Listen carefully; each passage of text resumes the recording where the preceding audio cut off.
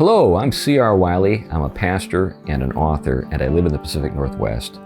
And I published an opinion piece in World Magazine in March of 2023 entitled, "The Ground Erodes Under Feminists' Feet."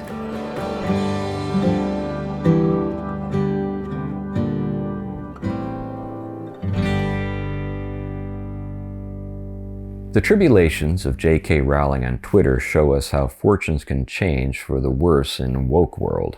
At least in antiquity, the fall of the great could be blamed on the Wheel of Fortune. Today, we can only blame ourselves for not getting with the inexorable progress of history. In the ancient world, things just happened. Today, if you're not on the right side of history, you're stupid or immoral, probably both. Rowling appeared to be standing on solid ground when the earth opened up and swallowed her. Seemingly, she'd squared the circle of women's rights and the sexual revolution, even proving herself hip to alphabet soup identity politics when she famously outed one of her fictional characters as gay when the Harry Potter saga was complete.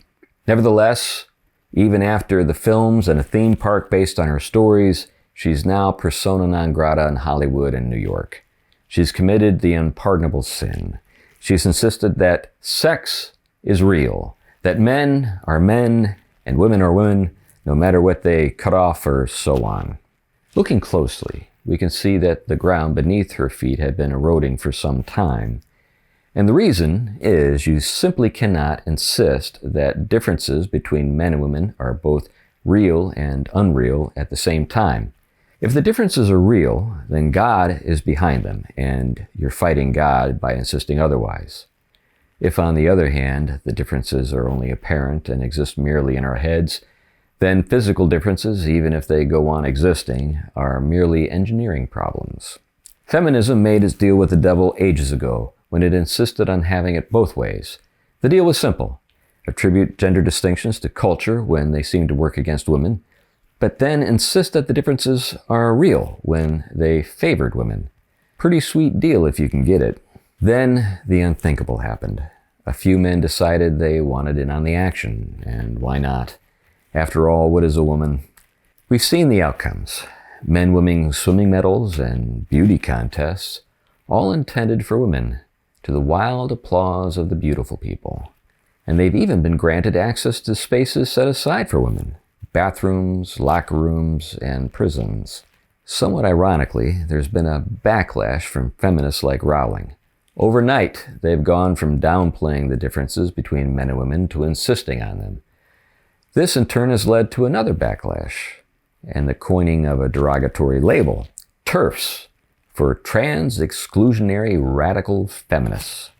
Now, they are accounted among the irredeemably privileged, and that's the reason they must be excluded.